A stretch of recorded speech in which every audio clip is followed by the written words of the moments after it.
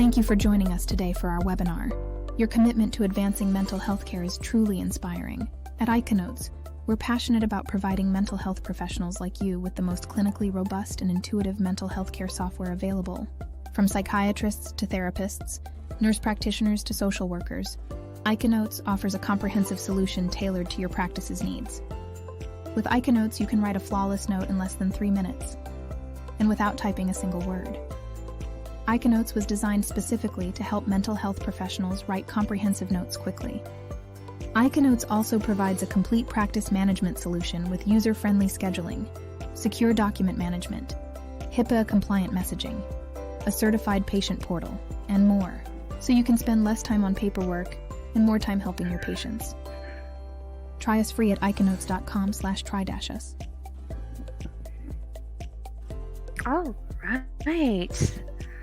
Thank you guys so much for joining today. Thank you. I want to welcome everybody.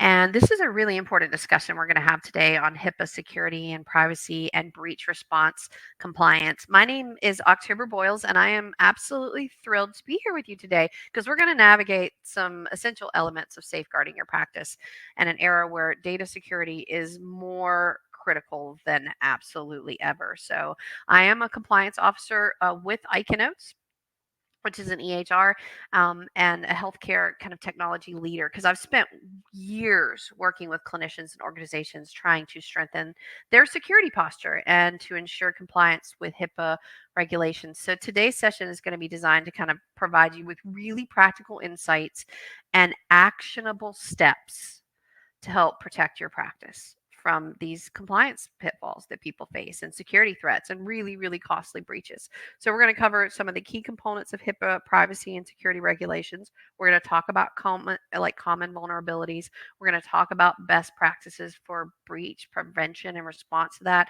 and also steps to take in the event of there's a data breach. Hope that never ever happens. But our goal here today, or my goal, is to equip you with the knowledge and tools to safeguard patient information, to protect your practice from liability, and to enhance your overall security strategy. So I really encourage you, stay engaged, ask me questions. I love that. And just take notes as we go. We got a lot to cover. I have 18 different slides, so we will roll through these really quickly. I have someone saying, I don't hear anything. Can you guys hear me? If you can hear me, can you type yes in the chat? All right, fantastic. Well, one thing I wanted to find out is kind of where everybody's from. I had somebody already post in here, so in that you are from West Virginia. Great to have you, Sharon. Thank you so much. Thank you. All right, I appreciate. All right, and thank you for all the love. That is wonderful. All right, great. So you can hear. That's great. If you feel comfortable posting where you're from, and just if you're disciplined, only if you feel comfortable in the chat. So I've got folks from Florida. That's nice and warm down there. Slightly jealous.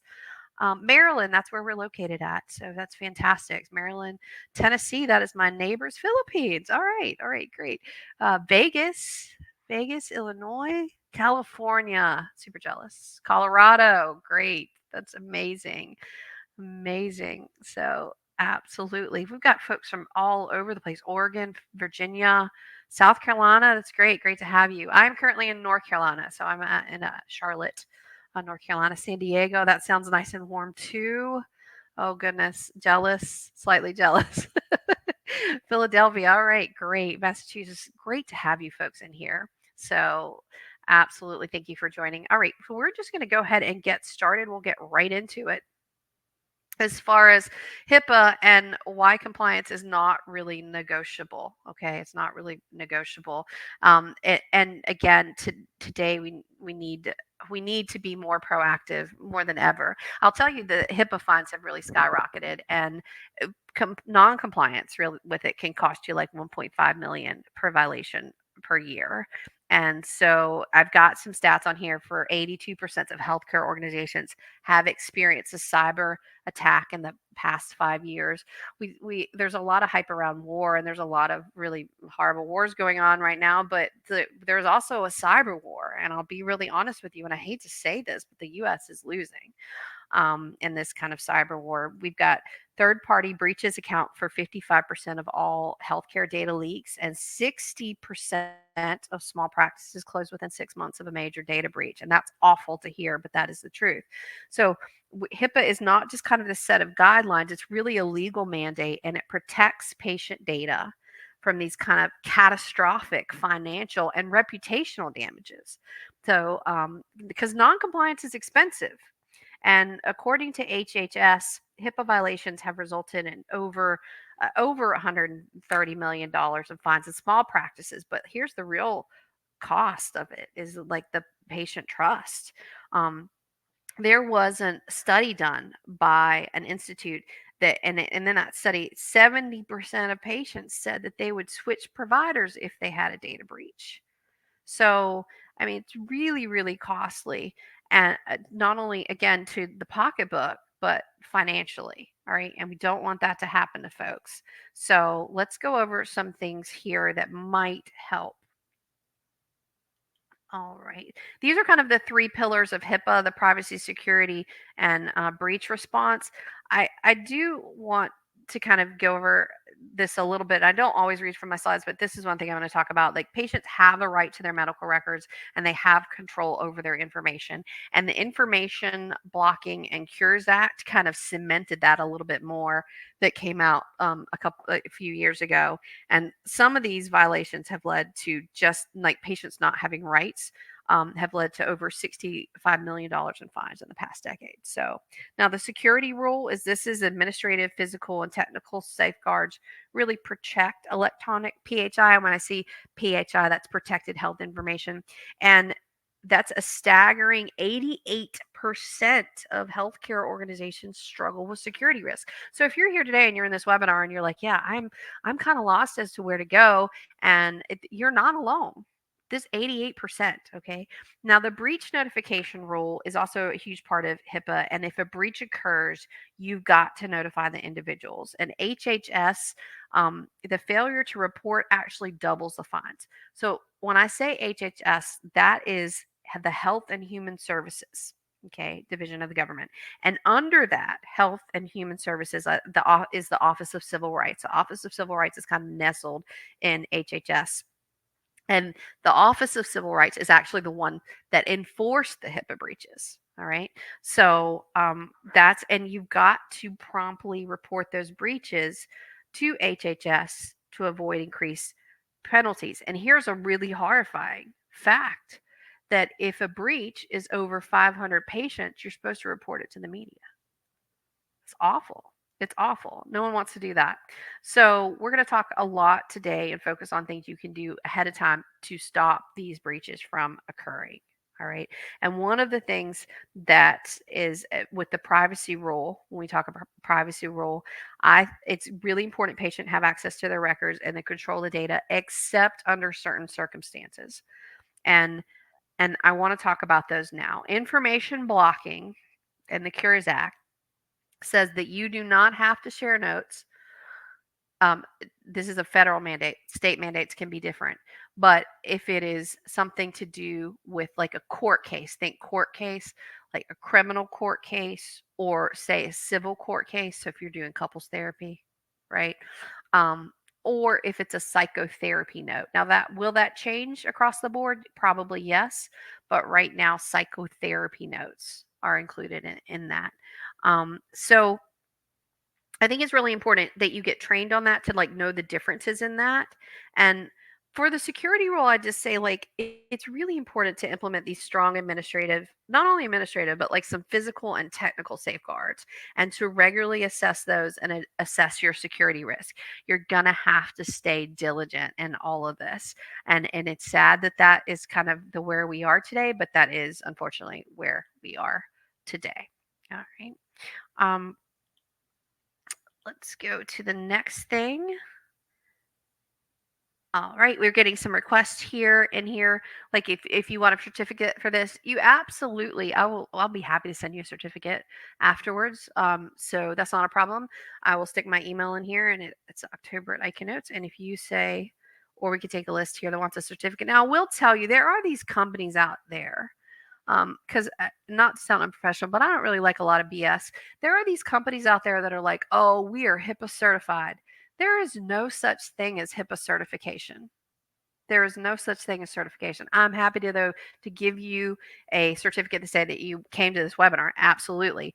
But there are a lot of companies out there and they will just flat out lie and say, oh, we're HIPAA certified. There is no such thing. There are companies that follow HIPAA guidelines. And like what I'll even explain with ICANotes, we're an EMR. Of course, I'm the compliance officer. I make sure that we follow HIPAA diligently in ICANotes. But I have an outside company that will come in and do a HIPAA security assessment. But even they can just say that they perform the assessment. They can't certify us to HIPAA. So and I see a lot of people get caught up in that, and they're like, I've paid big money for these HIPAA services to certify me, and I'm like, it's not, but there's no such thing, right? And so I don't want people to get scammed. I feel really really strongly about that. Here's my email. I'm sticking into the chat. So and if you have any questions regarding HIPAA, feel free to drop those in the comments because I want to make sure that I get everybody's questions answered here today. It's not letting me put my email in here. It's blocking it, which is interesting. So give me it's October at ICANotes.com. All right, so it's not letting me stick it in the chat, so I apologize for that. So, okay.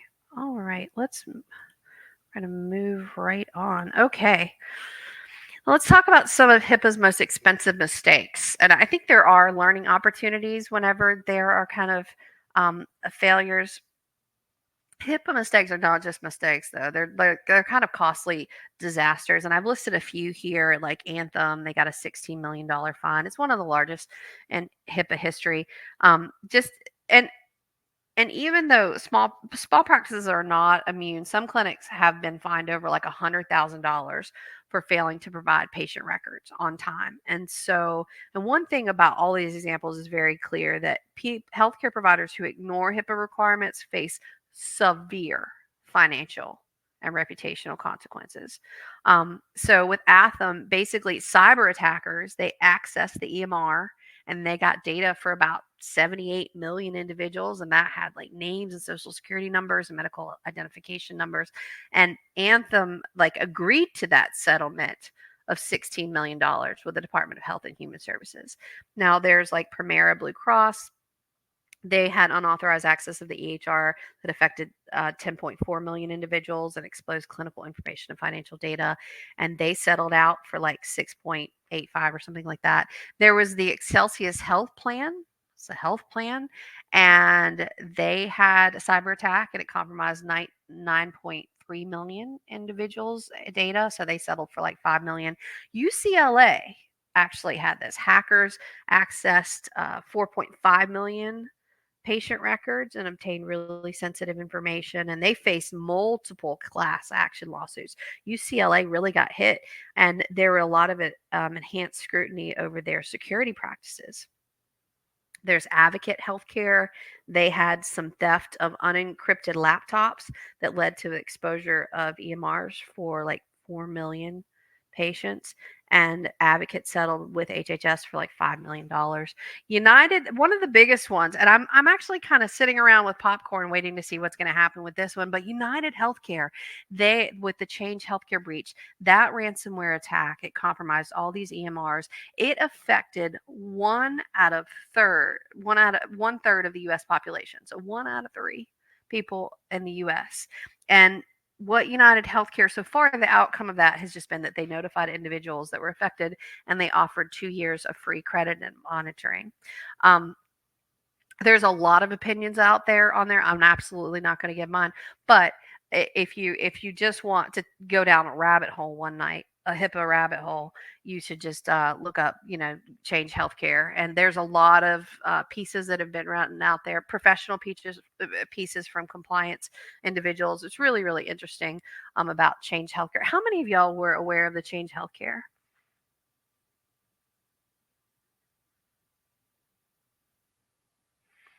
breach? How many of y'all? Sharon, a great question. What did you say about psychotherapy notes just a bit ago? Can they be requested, or are they not available to the patient's request? They can be requested, and it's up to you as a clinician if you want to give them to them. That's the thing.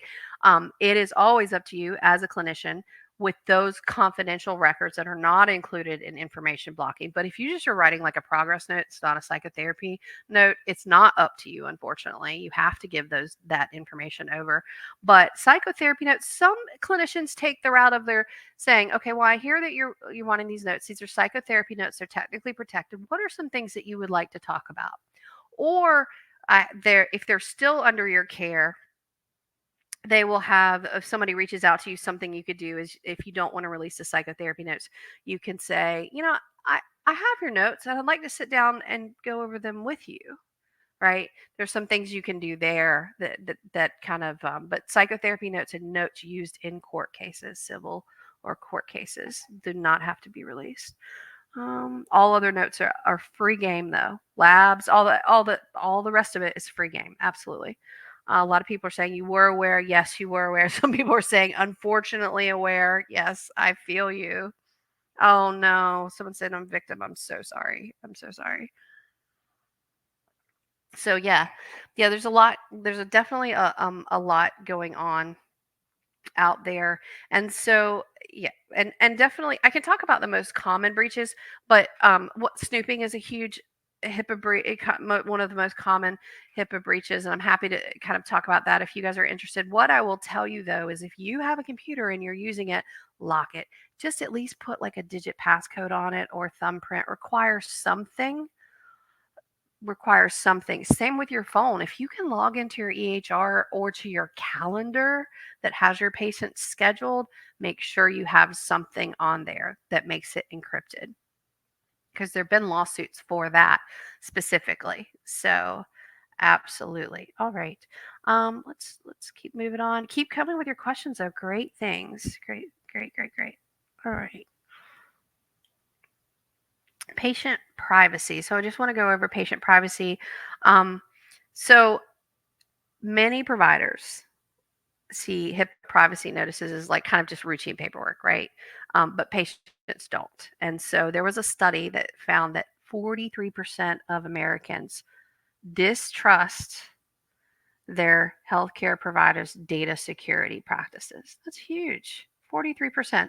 So you really want to ensure transparency in data handling and boost up your patient's confidence, right? And because that will reduce legal risk, right? So one thing I think, and I encourage everybody to do, is to prioritize patient education on their rights, particularly regarding like accessing and amending records. So, and I feel like that providers and clinicians really should implement and communicate kind of the strong data security measures, like talk about it. So absolutely talk about it. We have an office that's secure, it's locked with your data. We have data encryption, and we also use multi-factor authentication, right? So that's definitely somebody. I just got a private question about patients' access to their own records. Patients absolutely have a right to access their own records, and there are easy to use patient portals with secure login options for them. So, if I was going to send a patient healthcare information, I would do it through a patient portal, because then that login is their responsibility. That is completely on them and their login. If they write their password on their computer, that's on them. Like that it goes through the patient portal. Now, what so I definitely would do that. Another people are kind of digging down on this. I'm getting questions about having to share notes. You don't have to share notes if they can cause harm. So, and let me give in a situation about that. Let's say you're treating somebody and they're in an abusive relationship. There's domestic violence going on, and you've kind of documented that. You've documented that in your note, and let's say it's a woman and her boyfriend has access to her phone and he has access to her email. He could technically log into her portal, right? If he had all this access. And so you wouldn't have to share the notes, because those could actually cause harm if he saw the notes, right? So there's workarounds like that. Maybe if you have a patient who is very fragile and you feel like the notes could actually cause them harm, you have the ability to not share those notes. So I want to make that clear. Does that kind of help with that? So, yes, I could absolutely give references. I have a whole reference sheet. Absolutely. Absolutely. If you're not using MF, so got some good questions here. I'm going to clear up this slide and then we'll move on. Um, and somebody asked about amendment. Yes, under HIPAA's privacy rule, patients have the right to request corrections or amendments to their PHI. And so that is, let me give you the reference for that rule. I love rules. I'm one of those people that sits up and reads research studies at night. I'm so boring, but I get a lot of information. But it's 45 CRF 164.526, and that states that patients can request an amendment if they believe their PHI is incorrect or incomplete. So, and the problem with that is covered entities, and if you are taking care of patients, you are considered a covered entity with HIPAA. You must respond to that within 60 days. All right. You can ask for a 30-day extension, but you must respond to that in 60 days. But here's one thing about those amendments. Providers, you as a provider, you as a clinician, you can deny that request for an amendment. If you feel that the PHI is accurate and complete, but you have to provide a written explanation to allow the patient to submit as a disagreement statement. So you can say, I'm not going to amend this record. I'm sorry that you feel this way about it, but what I have here, it's accurate, it's absolutely complete. You put that in a written explanation, and you can allow them to submit a disagreement statement. And you'll put that in the record, their disagreement statement. But no, you don't have to change your records. I hope that helped. So I hope that was a good question, really great question. If you do not feel comfortable asking, I have people that are asking me questions in the public chat. That's fantastic. That's great. If you don't feel comfortable asking it in the public chat, go ahead and Slack it and get it in the private chat. I have a lot of people that are private chatting me. Um, I will answer that question. And then if you want to put it in QA, go ahead and do that. Those are the ones I see last though. Okay. All right. All right. Um, so I would say I'm getting a lot of questions about MFA. MFA is really non-negotiable as far as security measures. Okay, you should have MFA on all your logins, your EMR, your email, any kind of admin system. It's a really simple step and it drastically reduces breach risk. All right, so as far as MFA, I'm a huge fan of MFA. Okay, so absolutely. Absolutely. And a lot of accounts may not have MFA enabled, but you can ask the provider if they will give you MFA. And listen, if you're using something, especially EHR, and they're like, yeah, we don't have MFA, you need to quit them. I don't know a better way to say that, but you really, yeah, no, that's not negotiable. It's one of the things. I'm getting a lot of questions about text messaging and cell phone conversations. What I will tell you is standard text messaging is not HIPAA compliant because it really lacks encryption and security controls.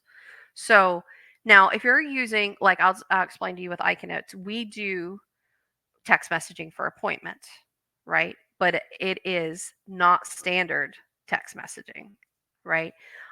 So it's not standard. It comes out of Twilio, which is encrypted and it has intense security controls there. So there are secure messaging apps out there, but I would obtain patient consent before kind of doing any texting. And if you're texting with them, I would keep the messages really minimal, really non-specific. Like I encourage people, even in our system, you can set up your text messaging for appointment reminders. And I would say, I would keep it really minimal and non-specific. Like you don't say their name. I don't like when people say their names in the text messaging, but even in the secure line, I would say it's like your appointment is on this date at this time, right? So absolutely. Yeah, I don't, or like if they're text you and be like, hey, did you get my confirmation? Yes, your appointment is confirmed. No kind of information on that. So I hope that's helpful. Cell phone conversations, HIPAA does allow verbal conversations, but with reasonable safeguards. Like you can't be in a public space where PHI can be overheard. You always confirm the patient's identity before you discuss any sensitive details at all, and use encrypted services if it's possible. Okay. So, absolutely. I will tell you that I think, and I read this statistic and I have to go back, but I think it was like, I think it said 78% of healthcare breaches involved improper electronic communication. So you really need to be very, very careful with that. Very, very careful. So, all right, I want to make sure that I get the questions. So, yes, yes, absolutely. Multi-factor authentication, MFA. Yes, I'm sorry. Yes, Robert asks MFA. Can you clarify what MFA is? Yes, I apologize. Absolutely. So, very good. What about using? I had some other questions here that I wanted to get into. HIPAA concerns. What does HIPAA say about audio and video recordings of sessions? That's a really, really good question. There's a lot of scrutiny around that right now. That there's a lot of hype. There's a lot of hype about that. Also, what about? I'm getting some private questions too. Um, let me. Okay, so email and text messaging. So I answered a little bit about text messaging. I can definitely go back and talk about email. So HIPAA and audio video recording of sessions. So listen, HIPAA doesn't prohibit any kind of audio or video recording, but considers them protected health information because in that audio or video recording, it's going to contain identifiable patient information, right? It's going to have their name, it's going to have their face. If you're doing video, it's going to have their voice, and that's all linked to care. So here are your requirements around that. You have got to keep those recordings encrypted and stored in some kind of HIPAA compliant system, whether it's a secure cloud system, whether it's encrypted local servers. You need to make sure that you keep that definitely securely stored. Also, I mean, it would be amiss if I didn't talk about patient consent, right? You always want written patient authorization before recording, right? Written. So I would always get written patient authorization because they can come back and say, I didn't know that they were recording me. I didn't know. And so written patient authorization. So, and, I think a lot of people are doing this. I will tell you the other day I went to my doctor's office just kind of for a routine checkup, and I had to sign a form that said that there was going to be audio and video recording in my session. So, um, and so I got in the room, started looking for cameras, right? But they did the right thing. That was a very large healthcare system, and so they did. That was I saw the consent and I kind of like smirked at it a little bit because I was proud of them for just going ahead and putting that in written patient written authorization. So I also want to talk about access controls. If you are using that, only the authorized people should have access to those recordings. And there needs to be audit logs to track that. Okay. So there needs to be audit log. Just like with telehealth, you should have audit logs with telehealth. Same thing. Right. Um, so that's and there are, like, if you use ICANotes, we have the end-to-end encryption with that. There are other platforms like that, that ensure HIPAA compliant versions. Like, there are other ones out there as well. So, but I will give you an example. I do know that there was, like, in 2000, it was not in 24, it was in 23, but there was a clinic that was fined $100,000 because what they did is they stored these recorded therapy sessions in an unsecured server. And they got fined for that. So you want to make sure that you use secure platforms, you get the patient consent, and you enforce strict access controls. Did that help answer that question? Uh, I hope that did. Did we? Yes. Okay. All right. Um, let's see. Got a lot of good questions here. Nathan said, what about recorded verbal consent? You asked for permission to record and then you repeat the question when recorded. I'll be really honest, Nathan. I don't like verbal consents. That is just the compliance person in me. And my background is, I will tell you a little bit about my background before I came to ICANotes. I also worked for a very large um, for a very large attorney in the Southeast, we protected clinicians, large groups, and hospitals. So it's not like were a patient and could come to us and sue a clinician. That was not what happened. We protected individuals. So I like a written consent. I'll be honest with you, just from my background. So Stewart says best to use EHR for all correspondences. This ensures encryption, authentic. Yes, Stewart, you are speaking my language. Absolutely, absolutely, could not agree with that more. Um, I I got an interesting question. Okay. I'm not going to say the person's name because it was in private. We are a campus environment. We use two-way radios. They can be received in a 30-mile radius. What are your thoughts on using patient names over the radio? Absolutely not. Listen, if you got it, I mean, I would use like a first initial, I would use non-identifiable codes. Okay, non-identifiable codes. I don't really like room numbers, but in that situation, I guess you could use a room number. Um, you could say like, something like that. I don't, mm, I wouldn't, I would use encrypted radios.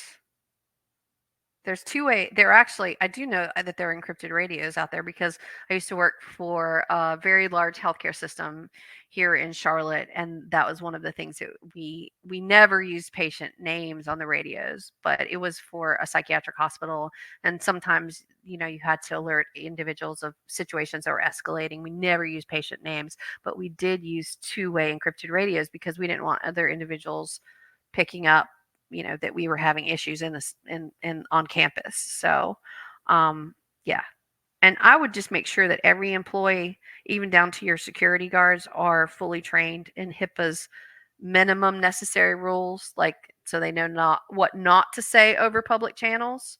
So absolutely, absolutely. So you definitely don't want that. I hope that answered that question. um all right. Is MS Teams HIPAA compliant? Ooh, Deborah, I don't know. That's a really good question. That is a really good question. MS Teams. I don't use Teams, so I'm apologize. I don't know. I don't know that. I will tell you that I do know that like Zoom and DoxyMe, they or Doxy, they have HIPAA compliant um like for telehealth. Absolutely. I do know that. So, absolutely. All right. If I didn't get your questions, I'm sorry. I got a lot of questions, so just repost it right back in the chat, okay? Repost that right back in the chat. All right, I'm going to keep going because I'm going to have to buzz through some of these slides. I think I did way too many slides for my presentation. I got excited. I got overly happy and excited when I was doing my slides. I just did a lot. So let's keep going here on these slides. Okay. Security threats. So security threats, I want to talk about this in depth, really. Just out of curiosity, how many people in here are ICANotes customers? Because I do want to speak to like what we're doing with security. But I will say that cybersecurity threats are the biggest risk to HIPAA compliance. And the FBI even came out and said, listen, ransomware attacks against healthcare facilities have increased 95% year over year. And phishing is the most common attack vector that they use. That accounts for 90% of breaches in healthcare. And I also have statistical data that says 58% of breaches involve insiders, disgruntled employees, or negligent staff. And so, as a proactive approach, you need to use strong passwords, you need to use MFA, multi factor authentication, and you need to get cybersecurity training. And it's critical to protecting this patient data. And so, um, so with ICANotes, what I will tell you that we do is, yep, yeah, a lot of people, okay, I am, okay, great. Here's what I will tell you that what we do for that is we do a lot of role-based access restrictions to ensure that like only certain employees have necessary data. And if you're in the classic program, we have caseload security, and then we have extended caseload security. And a lot of people just don't ask us about it, but we have it in there so we can really lock things down from you. Um, Another thing is like in ICANotes, if you have a staff member that like up and quits on you or doesn't show up, or you're feeling kind of bad about how the relationship, you can just literally reset their password directly from the security center, and you can disable the account really quickly too. I don't encourage you to do that. I do encourage you to reset their password, but immediately being able to revoke the credentials of somebody logging in, right? And then real time monitoring for any suspicious activity. And ICANotes, we have a very extensive audit log. You can literally go into that audit log on Classic and you can track every single step someone goes in. It's a little big brotherish, but that's okay, right? And we have that in Classic, and on our Plus program, we are going to be putting that in. So, all right, I want to go. I would feel really bad if we went through this and I didn't talk to you about, because I told you phishing is the biggest kind of threat vector there. So I want to talk about phishing really, really quickly. And so I do want to talk about that. I feel like that it's really important. How many of you are interested in phishing? Let me just say that I can go through this real quickly, or I can hone down on a little bit more. How many of you know about these types of phishing attacks and what they are? If you say yes, I'll just go through. I'll just buzz through this real quick, but I want to know, because I want to give you information that's really helpful for you. So most of you know about these phishing attacks, is that right? Okay. All right. All right. Perfect. Perfect. Barry said, I've never heard of half of these. That's okay. That's okay. That's okay. I will. What I want to talk about, I think, listen, fishing. People are like, "Oh, fishing is new." No, it's not. It started in like the '80s, the late '80s. And so, look, you get the standard one, which is basically everybody knows about this, right? It's a wide form of phishing. Somebody just sends out like an email to, I mean, literally 500,000 people. They're trying to steal your information. All right, that's what it is. Malware is like where they want you to download an attachment. And that's probably the most pervasive form of phishing. Spear phishing is kind of highly targeted attack. Most like standard email phishing, they just throw a wide net and try to get anybody. Spear phishing is literally, these are well researched attacks. All right, they're focused on business executives generally in healthcare providers. Smishing is like, you really quickly, you get like a little malicious short link to your smartphone. It's usually disguised as like, oh, you got an account notice, right? Click on this for your account, or prize notification, or a political message, right? The majority of political messages you receive are actually smishing. Okay. So do not click on those links. I will tell you a really advanced one I got the other day. CVS pharmacy said your prescription is ready. Click here for the details. And it gave the pharmacy close to my house, CVS pharmacy. And listen, my grandmother just passed away a few months ago. She would have fell for that. Okay. I almost fell for it because it was like, hey, your provider sent a new medication. Click here. The thing is that I didn't go to the doctor that particular time, and I don't use that pharmacy. Right. They're getting really good at it. It used to be like you could read an email and be like, look, the grammar's off, the spelling's off on this, but you can't anymore because of AI, right? So search engine phishing, like I have things on my computer because I'm a curious cat. So I have things on my computer that if the website is malicious, right? If it won't let me even go to the site, right? It'll just give me a pop-up. It won't even let me go. Phishing is like if you have a voice phishing, they like call you over the phone. There's farming, that's like DNS poisoning. That would happen, like somebody might try that with ICANotes, right? It's a really sophisticated form of phishing. Clone phishing is where they're like clone your Facebook, they're clone your personal email account. One I want to talk to you about is man in the middle. These are phony public Wi-Fi networks. All right, they're at coffee shops, they're at shopping malls. I will tell you, I went to Charlotte Douglas Airport the other day, and I know the Wi-Fi, the public Wi-Fi there, that was not it. Somebody was doing a man in the middle of attack. Basically, they're eavesdroppers. They create these phony public Wi-Fi networks, and then once you join them, that man in the middle can fish for any information. They can put malware on your devices. So lots of things. So just be really cautious with this, okay? Because they're getting better every day. They're getting better every day. All right. I want to go next into managing passwords. How does vishing work, though? Somebody said, how does vishing work? No, that's a really good question. So Vishing is like someone will call. Look, I do this a lot with our support. I'll be really honest with you. I don't want to give trade secrets, but I will call into our support and pretend to be an actual customer and try to get them to give me their login information. And they don't. They never do. But these are just things that it's basically voice phishing. Somebody on that phone, it's a malicious caller. They pretend to be like from tech support. They pretend to be from a government agency or another organization, and they're trying to get information like banking and credit card information. I went on site with a customer, an amazingly lovely customer a few months ago. This was in December. Wonderful group in Colorado. I went there and they were telling me about kind of a vishing scheme that happened to them. I think someone, and I don't have the exact story, but I mean, it's kind of along the lines of what happens a lot. But they basically called, I think it was this therapist, and they said they were the police. It was this detective that was a detective in the actual town. It's a small town, and that they were at their house. I think they kind of knew what their house looked like and said they had like maybe it was like they had a warrant for them because they hadn't paid a fine. And of course, had the lady upset, and she was totally willing to pay the fine. But this group, they're great group, smart individuals in this group, and they were like, oh well, that's that detective. So someone thought, let me call the detective in that town, and then that they called, and he was like, I don't know what you're talking about. So that's how good they're getting with vishing, right? Exactly. Nathan said, I got a call from CVS for date of birth to discuss immunizations. The phone number was right. I declined to give any information on the MBEN call. You were smart to do that, Nathan. And let me tell you why. Because people are spoofing numbers. People can spoof a number really easily. There's a website you can go and make a call from and put in the number that you want to make the call from. So Liz is saying this literally happened to me this past week. They knew so much about me. It's scary, isn't it? It's really, really scary.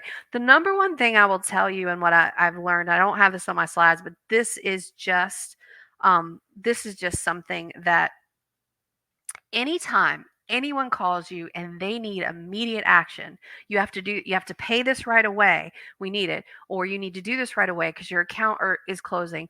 Or if somebody called and pretended you were there from ICANotes and said, you got to do this right away, you got to give us your information or password right away. It's these, when they want you to do something immediately, red flags should just be going off in your head, right?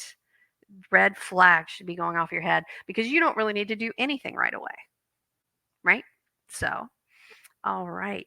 Chrissy said they go on to Psychology Today and target therapists and tell them they didn't show for court appearance and owe money. Isn't that scary? It's scary. They're getting so good. They're literally getting so good at this. I had a friend who, Penny says, I had a friend who had a call when it was a one-to-one person and said their investigation connected them to the detective, provided their website with the name and the picture of who the caller was, and pretended to be from a legit website. It was pretty elaborate. They're getting so good with their schemes. And so this is the one thing that I want you to know.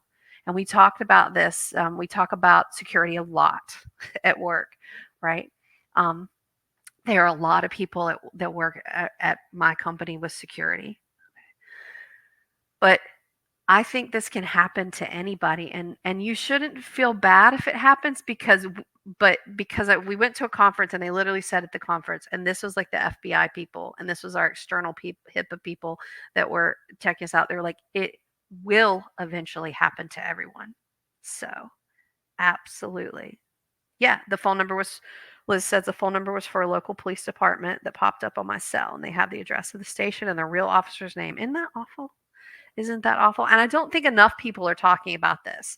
I really don't. I thought about doing, we have a pretty thick webinar schedule, but I thought about doing one just on cybersecurity. I know we're talking we've got a little bit of it in here, but really drilling down on cybersecurity and how that will help our customers. Because I feel very passionately about that. The next thing I want to do, so if you guys are interested in that, give me a yes. If you want one on cybersecurity for mental health professionals, I'm happy to do one on that. So I want to help especially our customers and just everyone. So everyone to try to keep yourself safe. All right. All right. Great. Great. Then we'll get that done. We will absolutely get that done for sure. For sure. Another thing that I want to talk about to help kind of protect you is managing passwords. When the idea of managing passwords first came out, I was not excited about it, but I do think that there are really good ways of managing passwords. And so I think that there are great password managers out here. I'm not affiliated with anybody. Okay. I'm not affiliated with any password managers, any security features, anything like that. Matter of fact, if you get an email and they're like, hey, we work with October with compliance and we can help, no, that's not true. I work with nobody, affiliated with nobody except ICANotes.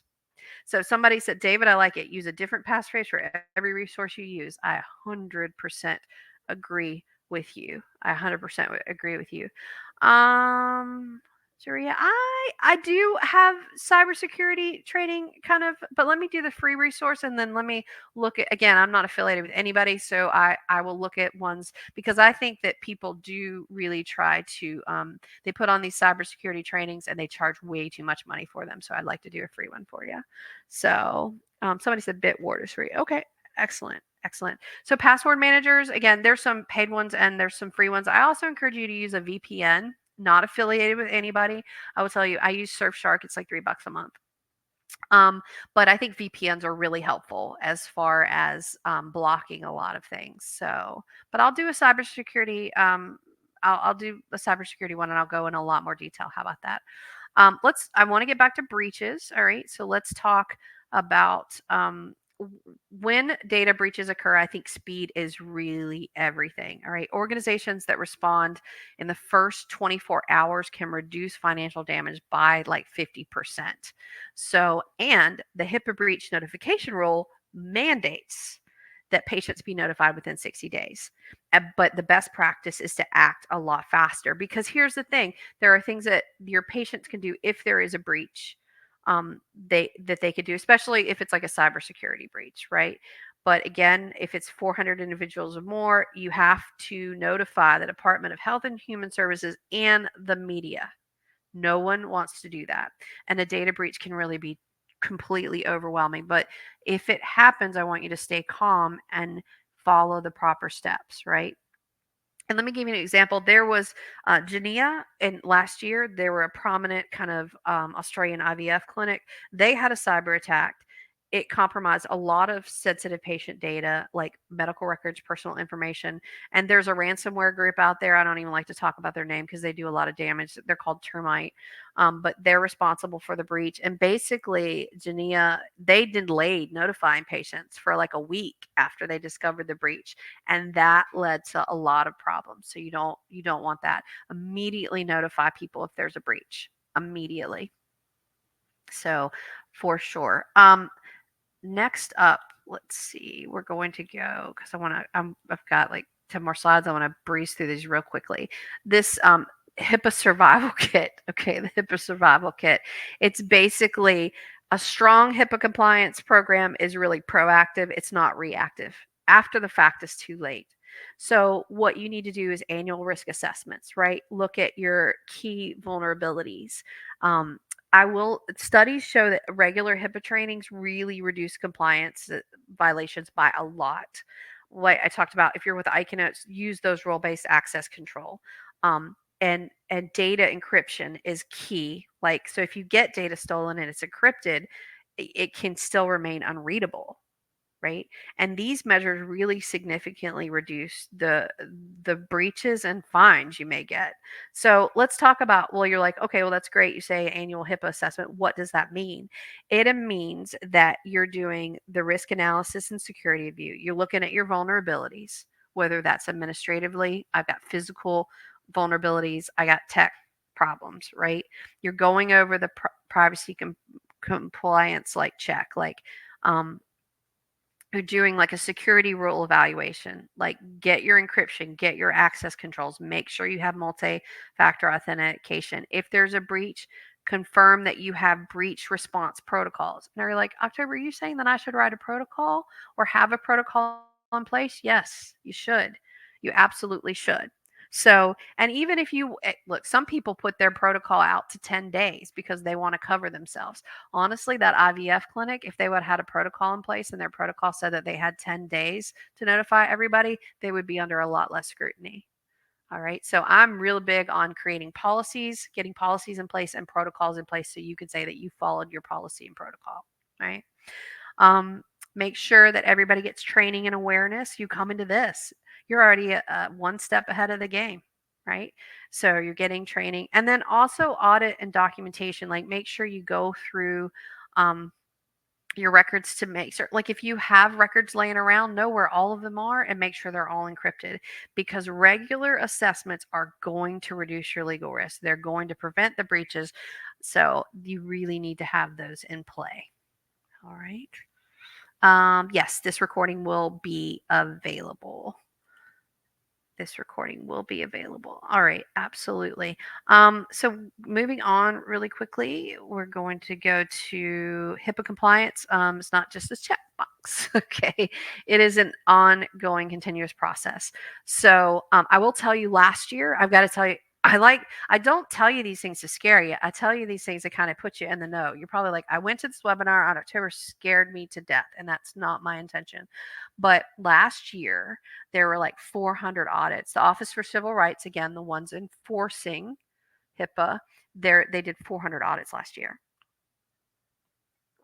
So 400 audits. So I really believe that prevention is the key. All right. Ongoing education, routine security audits, a culture of privacy awareness within your practice. Even if it's just you create the culture for yourself. But I will tell you that Oregon Health and Science University, just paid $200,000 in penalties because they took 16 months to fulfill a patient's medical record request. And with that HIPAA right of access in place, enforcement is getting a little tougher. And HIPAA fines in 2025 have already exceeded $3.7 million. And organizations that fail to provide timely access to electronic health information really risks steep penalties and public exposures, like what Oregon Health and Science University is going through, because the government's cracking down on this stuff. They are, and these any kind of delays or denials or excuses won't work. I will tell you, Oregon Health and Science University. I hope no one is from there. I'm so sorry, but they did try to blame like a business associate, but the health they didn't buy it. They didn't buy it. HHS didn't buy it, and so the HHS Office for Civil Rights, they aggressively enforce these access violations, and so and the non-compliance risks are really going up. So if you have a records request, I would meet that pretty quickly. I may do a webinar about information blocking and cure. How many of y'all are aware of information blocking and cures? How many of y'all are aware of that? A lot of people are like, I'm not even aware of that. It was a federal mandate. It came out just a few years ago. So absolutely. Let's see. I got another question. I meant to get to this one. Somebody asked about high tech requirement for a backdoor. You know what you're talking about if you bring high tech into it. High tech requirement for a backdoor so access to data is never lost. So high tech doesn't explicitly require a backdoor for data access, but it does really mandate some pretty firm mechanisms to prevent the loss of access of PHI. So, and when you look, so HIPAA and high tech require those regular backups, right? Whether it's on site, whether it's off site, whatever, to prevent the PHI. Okay. You're always supposed to have an emergency access plan with ICANotes. We have an emergency access, like a contingency plan. What would happen? I call it a disaster plan because if it happens, it's a disaster. So, and I think that's publicly available on our website. And if not, I can get that to you. And again, I keep saying, like, those role-based access control, like you have a designated administrator and they always have access so they can prevent like a single point of failure. Okay. So absolutely. There was a ransomware attack, and this was a couple years ago, and I won't talk about the hospital because it's one of our hospitals, but now, it wasn't at the time. We were not their EMR at the time, but they locked their entire EMR system for weeks. For weeks. So It's really important to have these secure backups. You have emergency access. How Again, if you're an ICANotes user, one thing I will tell you is if ICANotes goes back, if ICANotes goes down, if ICANotes goes down, then we always have the upload site. So the upload site has all your records in it, and then we have backups on backups. So yeah, absolutely. All right, I want to get through some more of these really quickly because we are winding down here. I think the most important thing is you don't want HIPAA violations to kind of wreck your practice. All right. This is I will say that they're expensive, and unfortunately, if you somebody just asked like, what's the cost? It's $50,000 for each exposed record. It can go up to $50,000. Okay, so I think that and smaller practices at risk. Okay, because hackers know that small and mid-sized practices sometimes they don't have the cybersecurity defenses, and it makes them easier targets for ransomware, phishing attacks, and data breaches. So because you got limited IT resources, right? So it's best that you really keep your records in an EMR or EHR. Keep your records. Don't have like files out there with patients' names and dates of birth on your computer, because if it's in the EMR, it's going to be much more protected than if it's just on your local device. That's one thing that I would really, really say. Okay, next, and then we're going to move on up. I'm sorry, I'm having to go through these very quickly. Focus areas for compliance. This is um, I'm going to just breeze through this one. I'm going to just get to the HIPAA sanctions part. I have a lot of stories that I can tell. One of the ones I think that hurt me the most of finding out the lady had a HIPAA violation was this one lady who worked as a case manager for mental health, and she was going to a new company, and she didn't even think about it. Most HIPAA violations are unintentional, but she literally took her caseload or her patient information to the new case management company because she was like, oh, they're going to do a better job. They have more programs. That was a big old HIPAA violation. Okay. So if you're working for a group right now and you're like, I'm going to a new practice and I know they would benefit, be really careful about that patient data. Figure out, does it belong to you or does it belong to the group? Okay. All right. That's because that little lady, she lost her license for a year. She had to pay a big fine, and she didn't really mean to have a HIPAA violation. It wasn't intentional at all. So, that's kind of now I will tell you there was another lady who she was an MD, and she let a pharmaceutical rep come in and access her EHR to see what patients of hers would be good candidates for a new medication.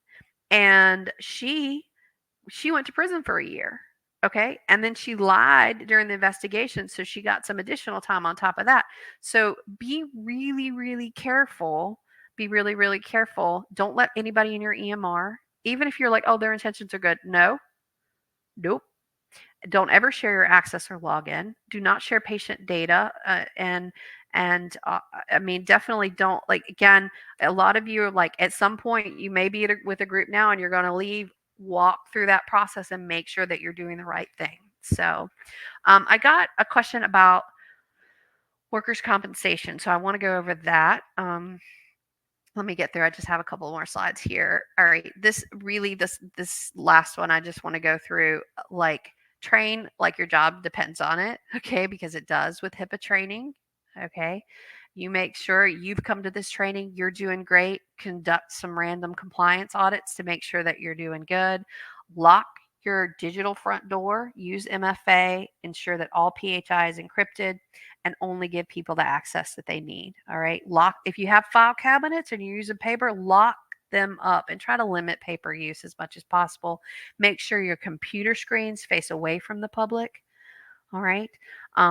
Anytime there's a software update and it's a legit software update, do it, because a lot of times the reason you get these software updates on your phone or on your computer is because there are things going on in the back end and they're trying to update so these vulnerabilities or patch up vulnerabilities. So do your software updates.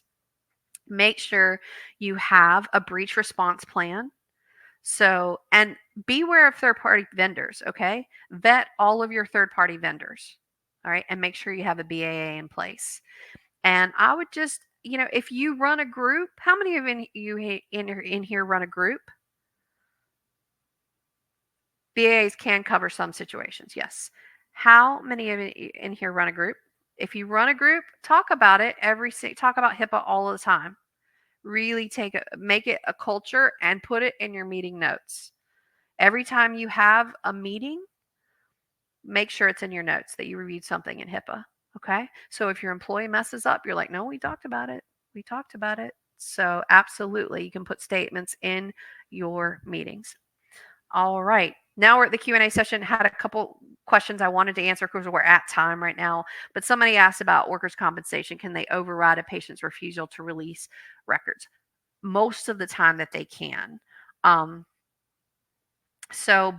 I will say that their worker compensations are usually exempt.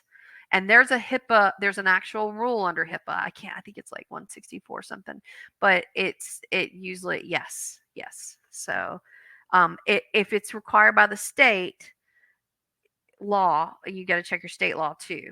But HIPAA does have a clause in there, but they can disclose relevant PHI to workers' compensations without patient consent because it's for claims processing, right?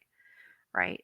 But you only give the minimum necessary information. You wouldn't be like, here's their full medical history, take it. No, no, no, no, absolutely. But if it's necessary for that claim, yes. But there are state specific workers' compensation laws, right? But I'm talking about overview for HIPAA does allow for that. Yes. All right. Crit. Let's see. How can we get access to the recorded video after the webinar's over? Oh, that's a wonderful question. Thank you. So this, we'll send it to you. We'll just send it right out to you. Absolutely. We'll send it right out to you. So I'm happy to answer any other questions. I know we are at time. Um, but I appreciate you guys coming. The fact that you came in here to learn more about HIPAA, you were already way ahead of the game. Okay. You're already way ahead of the game. So you should be proud of yourself. All right. You should absolutely be proud of yourself. It's already time. I'm happy to answer any additional questions. If I didn't get your questions, put it in the chat. I want to make sure I get everybody's questions answered. But thank you for those that have to go. Thank you so much for coming in here today. I really, really appreciate you. And I know HIPAA is kind of boring. It's a pretty boring topic, but y'all hung in and you had great questions. So I do appreciate you. Absolutely. My email is October at ICANotes. October at ICANotes. So you can email me. And again, I did last week, I did a webinar on getting sued for care and how you can help kind of prevent some of that. And I got an email from somebody saying that they were like, oh yeah, we can, it was like $450. And they were like, we'll go through your charge for compliance. I'm not affiliated with them. I don't know who that is. I'm not affiliated with anybody. So if somebody's like contacts you and like, oh, you're a HIPAA specialist and they maybe happen to see your name in this webinar, do not respond to that because I'm not affiliated with anybody. Great. ICANotes is the EMR. ICANotes is we're an electronic medical record for behavioral health professionals. So yes, that is what I'm affiliated with ICANotes. So we do a lot of these webinars for our customers, but everybody is welcome to attend. Absolutely. So yes, EMR stands for electronic medical records. So absolutely, yes. So I'm sorry. I need to use clearer language. I apologize. EHR is electronic health record, and EMR is electronic medical record, and those two things are kind of used interchangeably. So absolutely. All right. And I apologize. If I didn't get to your question, you can repost it again in here. I'm happy to answer it. But thank you guys. Thank you everyone that attended today. Absolutely. Absolutely. And you can contact me. I'm happy to help. I'm happy to help. I thankfully I've been in the field for a long time. Um I have been a registered nurse for 26 years. I was a baby when I became a nurse, though. Okay, I want to say it. So, but I've been in the field a long time. I've seen a lot of things, and so am happy to get you the information if I have it. So, all righty, all right. Well, again, thank you so much for attending today. It was an absolute pleasure, and I hope I was able to answer a lot of questions. Yes, I have my DMP. So yes, yes. So I have gotten a lot of degrees in my life. So I am one of those. I love learning. I love learning. So absolutely. So, but October is my name. Yes. So thank you very much. Thank you. Thank you. Y'all have a wonderful day. Take care. Thank you so much. Thank you. Thank you. Um, Hey, Stuart, I'd love to connect with you offline. I just saw your question about fire. Um, yeah, absolutely. Because, there's a lot of stuff, security stuff that goes into fire. So I'd love to connect with you and talk more about interoperability capabilities with fire. Absolutely love to. So, yep. And I do have consults available. So, absolutely. Those are free. Again, don't charge for anything. So, y'all have a great day. All right. Take care. Thank you so much. Bye bye. Yes, you can get a cert sent to you. Yeah, I'll get you a cert out. Email me if you want a cert, email me at october@icanotes.com and I will get you a cert to you. Yes. It'll just say you attended this. Absolutely. All righty. All right. Take care. Bye bye.